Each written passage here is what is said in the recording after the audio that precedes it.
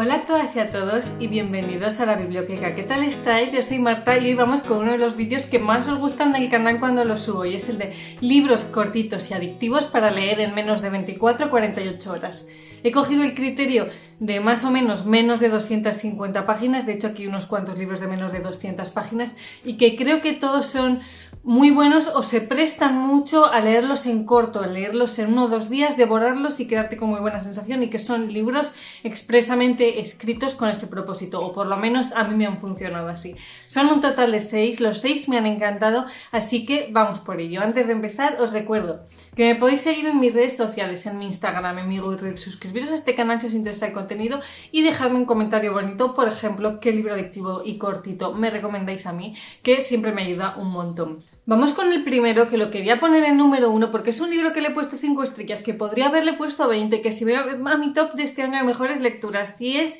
Las Gratitudes, de Delphine de Vigan. Este libro lo tenéis en el Biblio en formato audiolibro, además está súper bien narrado a 2 voces y tiene un total de 176 páginas que según la web de La Casa del Libro son 4 horas de lectura o de escucha. Vamos a seguir aquí la vida de Miska cuando ella es una anciana, está en una residencia de ancianos en Francia porque sufre afasia. Es decir, confunde las palabras, confunde los términos, se le está olvidando el lenguaje y pues decide pasar allí sus últimos días mientras rememora lo que fue su vida, sobre todo su infancia, en la que pasó unos cuantos años con una familia que la refugió durante la Segunda Guerra Mundial porque ella era judía.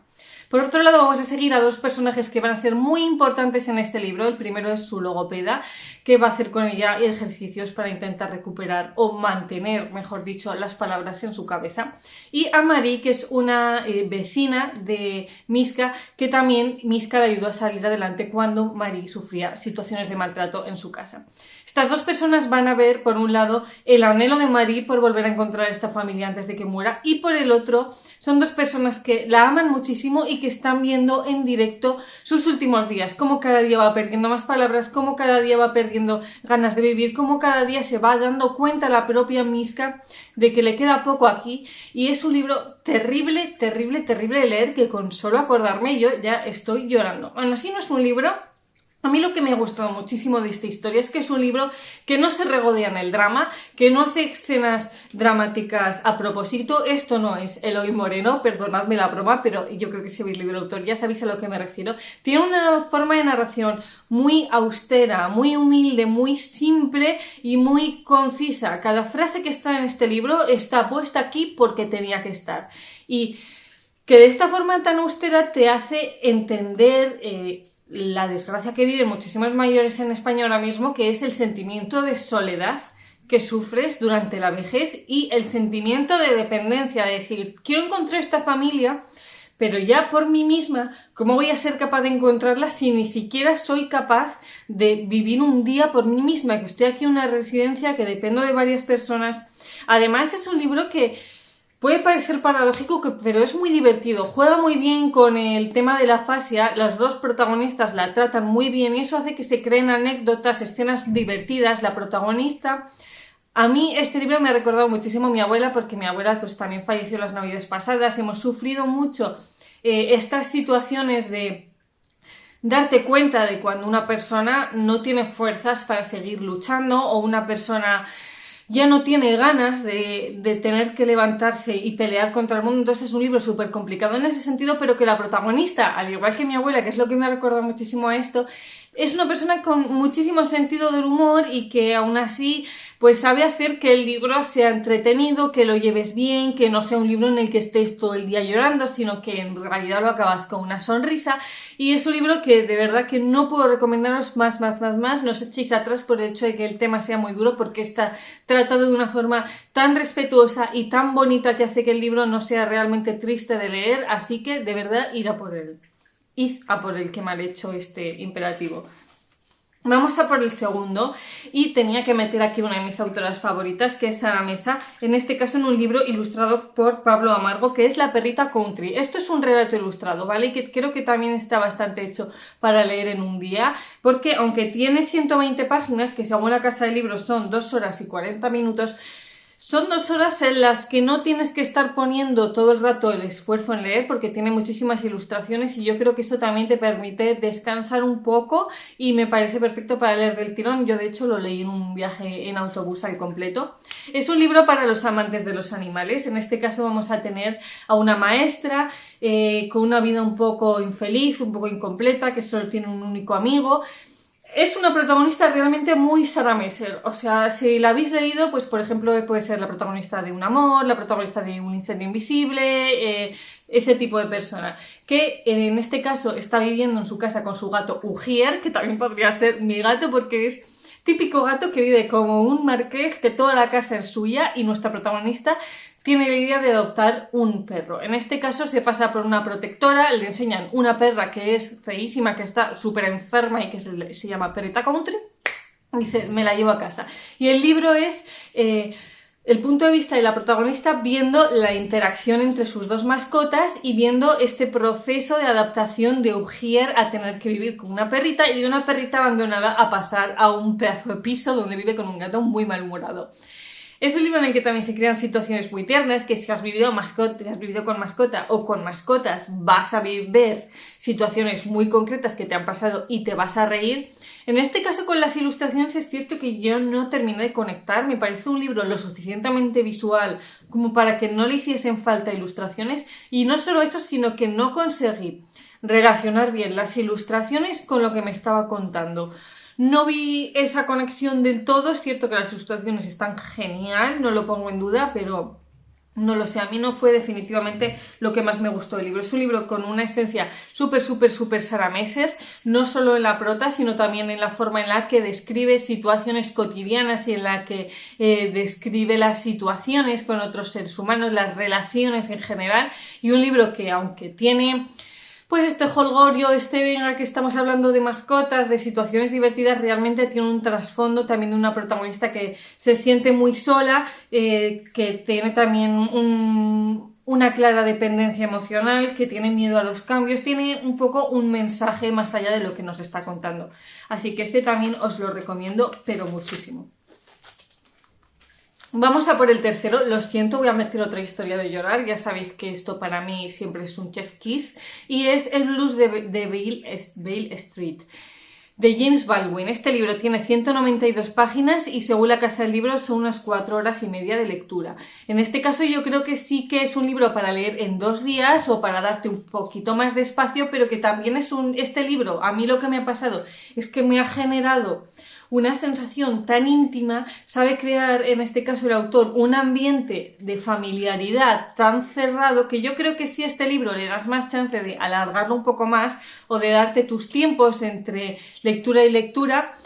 pierdes esa intimidad que te da el poder leerlo en 2 días, meterte en este universo, en tu burbujita y no salir. Por eso creo que es un libro que se presta muy bien a esto. Tiene película que yo lo desconocía y no la he visto, y es la historia de Tis, que es una joven de 19 años que es negra, que vive en una comunidad negra en una ciudad muy grande en Estados Unidos que no recuerdo cuál era, y que está enamorada de Fonny, que es un amigo suyo, también de esta misma comunidad negra de Estados Unidos, que han crecido toda la vida juntos, son mejores amigos y ahora pues han establecido ya su relación, se quieren mudar juntos, se quieren casar. ¿Qué pasa? Que desde el principio del libro sabemos que Fonny está en la cárcel, que le han acusado injustamente de violar a una mujer blanca, y una vez sabemos esto es cuando volvemos atrás para conocer toda la historia de ambos. Y es un libro que habla principalmente de injusticias y de lucha social. Es un libro que de nuevo no se regodea en el drama, que ya sabéis que a mí no me gusta nada esto, sino que es bastante objetivo y que habla sobre todo del sentimiento de comunidad que se crea alrededor de Tis, de apoyarla y de intentar sacar a Fonny a la cárcel en el momento en el que Tis se da cuenta de que está embarazada y de que es posible que Fonny no esté en la calle cuando su hijo nazca o hija. Entonces es un libro en el que conocemos mucho a las 2 familias de Tis y de Fonny y vemos cómo son familias tan diferentes aunque pertenezcan a la misma comunidad y cómo consiguen o intentan por lo menos vencer sus diferencias para poder apoyar a Tis en el momento en el que descubren que está embarazada. Y es muy curioso, a mí lo que más me ha gustado de ver en el libro es cómo a pesar de las familias ser tan diferentes, tener tantas rencillas, tantas diferencias culturales, nuestros dos protagonistas consiguen vencerlas desde un primer momento, se sienten almas gemelas y en ningún momento se reprochan estas diferencias. Es un libro, a mí me gusta muchísimo en las historias de amor cuando se precisan de pocas escenas o de pocas páginas para sentir que realmente los protagonistas se quieren y para sentirlo como una historia de amor completa. No le hacen falta 500 páginas para vivirlo como si fuese un peliculón de amor. Y que pues al final la historia es lo que es una historia de Black Lives Matter, que es algo en lo que el autor se centra muchísimo en todas sus obras, en intentar poner en foco en la cantidad de injusticias, en la cantidad de reproches sin justificación y acusaciones totalmente injustificadas que se hacen muchas veces a la gente de la comunidad negra, y que a mí me ha gustado también un montón. En este vídeo he metido solo unas pedazos de lecturas increíbles. Vamos por otro, que puede ser que sea de los libros más raros que he leído nunca jamás en mi vida, que es El crepúsculo del mundo, edita Blackhead y tiene unas 184 páginas. Este no calcula la casa del libro cuánto te va a costar leerlo, pero ya te digo yo que van a ser unas 3 horas o menos, yo creo. Este es una especie de relato donde vamos a conocer una historia real que yo desconocía para nada, y es la historia de un hombre japonés que se quedó luchando en la Segunda Guerra Mundial hasta 30 años más tarde que se hubiese terminado, porque el tío no se había enterado de que ya había acabado la Segunda Guerra Mundial. Este hombre era el teniente Onoda, que podéis buscar información sobre él en Google si queréis descubrir un poquito más, y que cuando acabó la Segunda Guerra Mundial a él le pilló luchando en las Islas Filipinas, en una isla muy muy pequeña, y que el tío pues oye, le llegaban mensajes diciendo que se había acabado la Segunda Guerra Mundial, pero ¿quién le iba a decir a él que eso no fuese un mensaje del enemigo intentando convencerle para que bajase la guardia? Y vamos a seguir sobre todo el amor y el honor que siente por su patria para poder estar ahí 30 años a pesar de las evidencias intentando luchar, cómo intenta convencer, sobre todo al principio, a varios soldados que se van encontrando de que es mentira que acabó la Segunda Guerra Mundial, que tienen que seguir luchando porque su país es lo primero. Y también, pues un poco sus estrategias de supervivencia, que a mí es una cosa que me ha parecido súper curiosa, cómo el tío mantenía sus explosivos, cómo mantenía sus armas, de qué comía, cómo cazaba, cómo se tomaba la guerra, porque es un soldado que no participa activamente en la guerra. Es una de las razones por las que se tiró el tío tantos años luchando, porque él lo hacía de una forma un poco más pasiva, más de intentar sobrevivir y no matar a civiles porque sí. Y también una cosa que me ha encantado es cómo se lo tomaron los filipinos, es decir, oye, mira, este tío lleva aquí, han pasado ya 25 años de que acabó la guerra, sigue aquí de vez en cuando matando a alguno de nuestra isla, ¿qué vamos a hacer? Porque eran conscientes de que realmente el tío no había dejado las armas, que seguía realmente luchando por lo suyo. Y bueno, es un libro que también me gusta mucho la perspectiva en la que está contado, porque también está hecho de forma de que al principio, el primer capítulo, es el final, digamos, es cuando ya el teniente Onoda deja las armas y se entera de que lleva 30 años luchando porque sí, un poquito. Y luego hace el viaje hasta el inicio y seguimos esos 30 años desde el principio, pero ya teniendo el ojo puesto en lo que va a pasar al final, con lo cual lo lees ya sabiendo cierto tipo de cosas y te fijas más en según qué cosas. Es un libro súper, súper curioso. Si os gustan este tipo de libros llenos de curiosidades, yo creo que os puede gustar. Sí que una cosa que a la vez creo que hace muy bien y a la vez ha sido para mí un contra, es el hecho de que sea tan respetuoso con la historia. En ningún momento se burla de él, en ningún momento le hace ningún tipo de comentario de oye, mira, date cuenta, amigo. Y eso me parece que lo hace muy bien, que es súper respetuoso con la persona del teniente, pero también hace que el libro sea tan objetivo, porque está contado en tercera persona, que se siente un poco como si fuese un documental de la 2 viendo un documental de leones, ¿vale? En plan, el teniente no entonces hace esto, después hace esto, y a mí me echa un poco en falta el ver un poco sus verdaderas motivaciones, el ver la primera persona de qué es lo que realmente él sentía cuando se levantaba por las mañanas y tenía que luchar un día más, cómo realmente se tomaba cuando veía cierto tipo de cosas que le podía hacer dudar. Y al no ver esta primera persona, yo entiendo que es también para no hacer de esto un libro de ficción y no me sale el verbo, pero no intentar suponer lo que estás sintiendo, sino dejarlo aparte para no poder decir cosas que no son ciertas o que a esta persona le pudieran haber sentado mal en su momento. Entonces, bueno, que eché un poco en falta de eso, un poco más ser menos objetivo y ser más intimista en este caso, pero pues no ha podido ser, ¿no? Así me parece un libro estéticamente preciosa la portada y que merece un montón la pena. Vamos a por el 5, este lo tengo en papel y os lo voy a enseñar para que veáis realmente lo cortito que es. Es un viejo que leía novelas de amor, este tiene 144 páginas y se tarda unas 3 horas, que yo creo que pueden incluso llegar a ser menos porque es una edición de Tusquets con la letra súper grande realmente. Este libro tiene una portada que me parece preciosa. Y es la historia de un señor que se llama Antonio José Bolívar Proaño, que siendo joven se muda con su mujer a la selva amazónica, a un poblado de blancos. En determinado momento él es el único que pues tiene que salir de este poblado, tal, se ve solo en la selva y le acoge una tribu de allí, la tribu de los Shuar. Nos cuenta un poco cómo es vivir dentro de esta tribu, en la que le acogen como si fuera uno más, pero siendo consciente de que es uno más, en realidad nunca le llegan a considerar como parte de la tribu y en cierto momento de la historia tiene que dejar esa tribu, volver a una tribu de colonos blancos y nos cuenta un poco cómo es tener que volver a vivir con la gente blanca y cómo al no sentirse comprendido viviendo entre toda esta gente lo que hace es pasar su tiempo leyendo novelas de amor, leyendo novelas de romances, lo único que le gusta, de ahí viene el título del libro.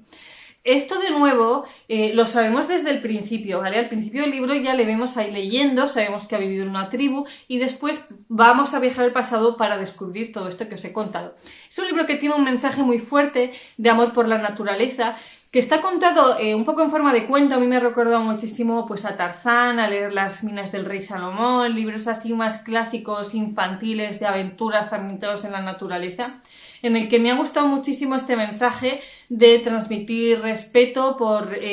los seres vivos, por las plantas, por en general dejar las cosas tal y como... Bueno, pido perdón por este corte, pero es que se me ha apagado el móvil en plena frase. No me he dado cuenta, estoy grabando el vídeo hasta el final, así que aquí vamos otra vez. Creo que lo que estaba diciendo es que me ha parecido un libro súper guay, este que lo he dejado ya aquí en la mesa, que también me gustó muchísimo toda la descripción que hace de todos los animales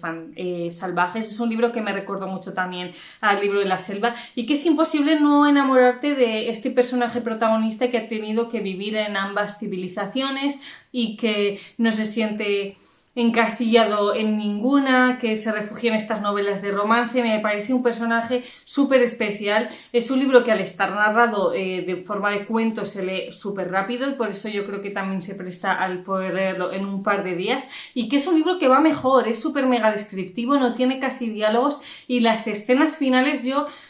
es de los libros con mejor final que he leído recientemente y me pareció un libro súper redondo.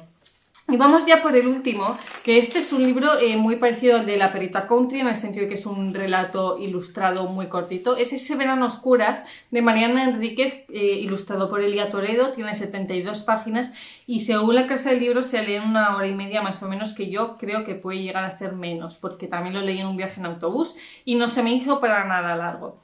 Este lo quiero dejar para el final porque, aunque me ha gustado bastante, no me ha parecido que esté tan a la altura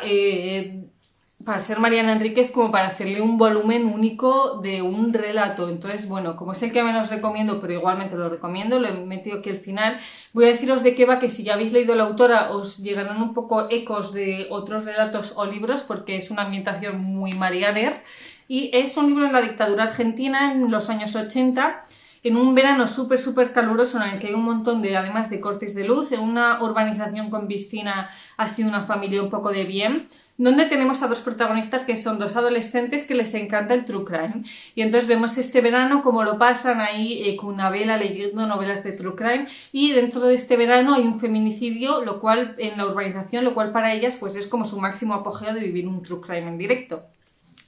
Es un poco esto el libro, ¿vale?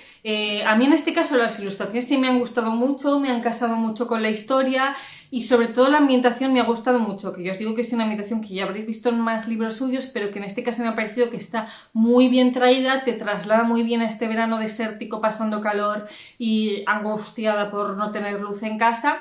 Y que hace que la trama pase mucho a un segundo plano. O sea, yo este libro lo he leído hace menos de 2 meses y no me acuerdo de detalles de la trama. Me parece un libro un poco olvidable, quizás, y que la verdad que las dos protagonistas son súper buenas, están muy bien formadas, pero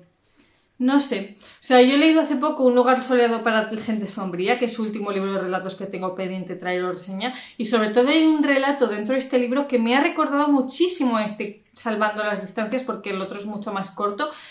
Y en general, es cierto que yo no soy la mejor para hablar de esto porque los relatos que más me han gustado son los que menos suelen gustar, pero me parece que tiene relatos más originales, más bien traídos y no he encontrado ese no sé qué más allá de que este relato sea un poco más largo que haya hecho que lo hayan traído como un único tomo. Sí que es cierto que, bueno, lo he disfrutado,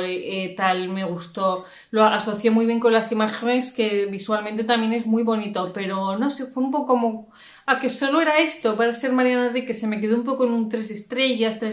y media, pero bueno, igualmente lo recomiendo un montón. Por ejemplo, si no os habéis animado a empezar a leer con la autora y no os apetece leeros el tochal de Nuestra parte de noche, que son casi 500 páginas, este libro está muy bien para empezar a descubrir a esta autora.